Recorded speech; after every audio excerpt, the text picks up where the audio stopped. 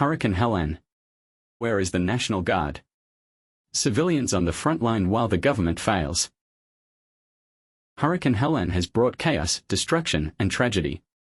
Entire communities have been left submerged in water, and power is down in countless homes.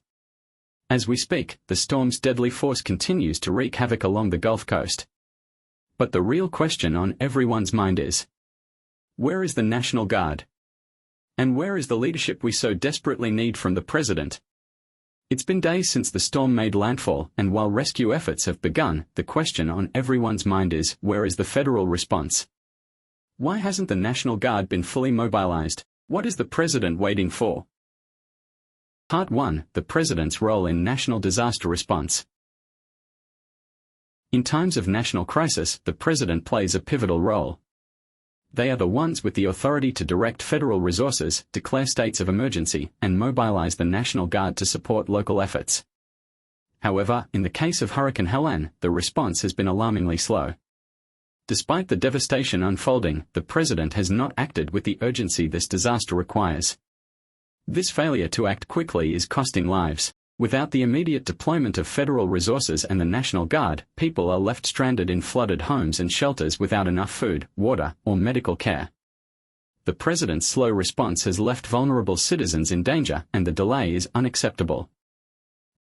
Part 2: Civilians forced to step in. In the absence of decisive leadership, civilians have been forced to step up. Just like we saw during previous natural disasters, regular people are risking their lives to save others, using their own resources to carry out rescue missions. These everyday heroes are doing the work that government agencies should have been doing from the start. These heroic efforts are nothing short of inspiring. People are using social media to coordinate rescue missions, sharing locations of trapped individuals, and sending out calls for help. Amidst the devastation caused by Hurricane Helene, many are turning to civilian-led efforts for life-saving support, and prominent YouTubers have been at the forefront of these efforts. With delayed federal assistance, content creators like Cletus McFarland and Gentry and Sons Trucking have stepped in to provide vital relief to those affected by the hurricane. Here are some excerpts from their latest YouTube video. We loaded up with one bag and flew to North Carolina with no plan and posted that we were on our way. And by the time I got there, I probably had 500 emails and a ton of text messages. And my post had been shared thousands of times, and we were blown away. We're like, what is going on? How bad is this deal? Some really, really bad situations for people. Like, I can't really describe it well, but I have some videos on my helmet cam that I'm going to put in this video. And I'm not putting them in there to try and grow my YouTube channel. I'm simply putting them in there to give you a perspective of how bad the damage in the Asheville area is. And it's not just Asheville. It is spread so far into the mountains. We got the call early this morning and already wanting 140 trailers taken to Georgia and Florida. So if the hurricane's still going on right now, and I'm assuming by the time we get there, though, things should hopefully be calmed down. It's running up the coast, and from the looks of it, it's pretty devastating. Cletus McFarland, known for his automotive content, has pivoted from racing videos to rescue operations, mobilizing his community of fans and friends to deliver much-needed supplies to hurricane-stricken areas. Cletus, with his extensive reach on YouTube, has turned his platform into a hub for organizing and encouraging donations. This wonderful woman named Erin from the Hope Mill Fund GoFundMe, we just met her at the airport, and she's like, can you take these supplies to this spot? And we just went, and then we come back, and they would just load up the helicopter while I'm looking it over, jam it with fuel, and we would go. I don't know who this woman is, Erin, but the fact that she was able to get us the correct information to the worst spots I've ever seen and give us the right supplies and have them ready on time when we got there, it was incredible. His videos not only show the destruction on the ground but also provide a blueprint for how fans can contribute to relief efforts. Meanwhile, Gentry and Sons Trucking, a popular trucking and logistics channel, has used its resources to transport vital supplies to areas hit hardest by the hurricane. Their large network of truckers and logistical knowledge has made them invaluable in delivering essential goods such as food, water, and medical supplies, particularly in areas where traditional supply chains have broken down. Their actions are a testament to how everyday citizens and YouTube influencers are playing crucial roles in disaster relief, showcasing the power of digital platforms to mobilize real-world action. These YouTubers are using their online influence to bypass bureaucratic delays, providing direct support to communities in need. Links for their video and channel are linked in description. But as incredible as these efforts are, they highlight the stark failure of our government to act swiftly when needed most. While citizens should always help one another, they shouldn't have to bear the full weight of a response to a national disaster. Part 3: The National Guard's Role and the President's Responsibility. The National Guard is a critical part of disaster relief. They have the training, resources, and personnel to assist in search and rescue operations, provide medical aid, and deliver supplies to areas cut off by flooding or destruction.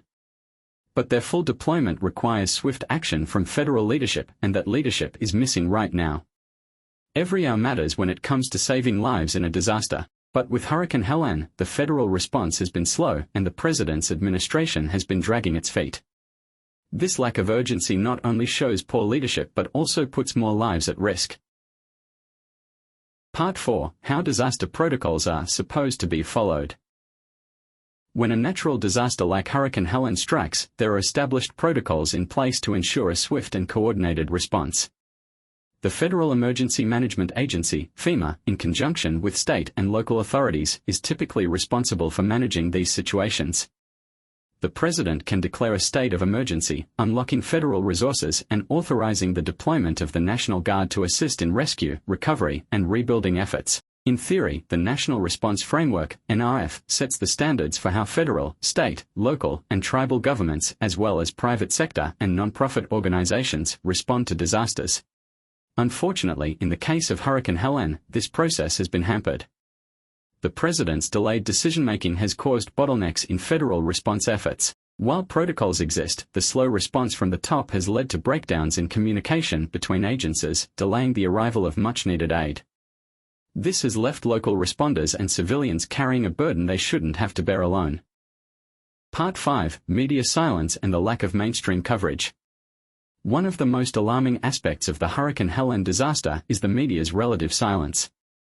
Despite the severity of the storm and the extensive damage it has caused, mainstream news outlets have been slow to report on the situation in depth.